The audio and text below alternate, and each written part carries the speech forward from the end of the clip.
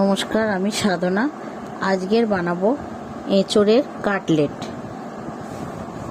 আপনারা তো অনেক রকমই কাটলেট খেয়েছেন, এবার এরকম একটু এঁচোড়ের কাটলেট বানিয়েও খেয়ে দেখেন। এঁচোড়ের সিজন চলে যাওয়ার আগেই একবার এই এঁচোড়ের কাটলেটটা একবার বানিয়ে খেয়ে দেখবেন, খুব স্বাদ লাগবে। প্রথমেই এঁচোড়গুলোকে আমি ছোট সাইজের একটা কচি এঁচোড়টাকে আমি কেটে নিয়েছি, ভালো করে কেটে ধুয়ে আর নিয়েছি, আর একটা আলু কেটে নিয়েছি। এগুলোকে সব আমি সেদ্ধ করে নেব। নিয়ে নিচ্ছি, এর মধ্যে দিয়ে দেবো স্বাদ মতন লবণ, আর দিয়ে দেবো অল্প করে হলুদ দিয়ে এবারে এটাকে একটা প্রেসার কুকারে সিটি মেরে নিয়েছি। আলু আর এঁচোড় আমার ভালো মতন গলে গেছে। এবার এটার মধ্যে দিয়ে দেবো কিছু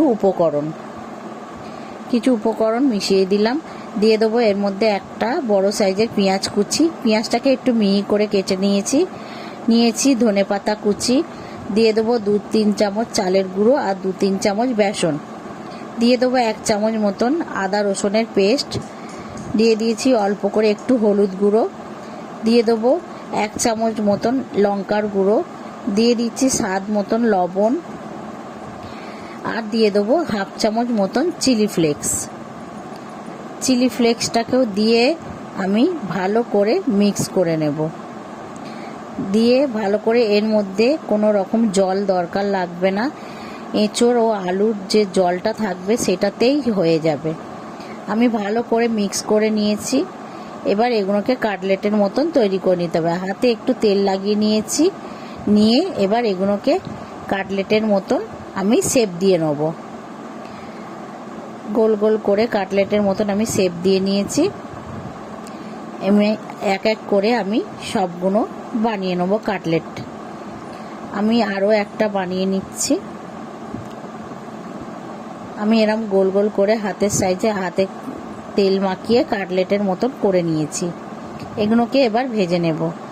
গ্যাসে কড়া বসিয়ে দিয়েছি সাদা তেল দিয়ে, তেলটাও যখন গরম হয়ে যাবে তখন আমি এক এক করে কাটলেটগুলোকে ছেড়ে দেবো। কাটলেটগুলোকে এক এক করে ছেড়ে আমি এগুলোকে 2 পিঠই লাল লাল করে ভেজে নেব।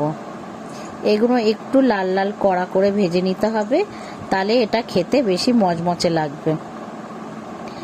পুরো লাল লাল করে আমি এগুলোকে ভেজে নিয়েছি। এবার এগুলোকে আপনারা সসের সঙ্গেও খেতে পারেন বা গরম ভাতের ডালের সঙ্গেও আপনারা এগুলো খেতে পারেন।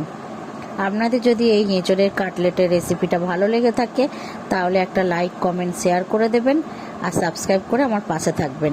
আর যদি ফেসবুকে দেখেন আমার পেজটাকে ফলো করে রাখবেন।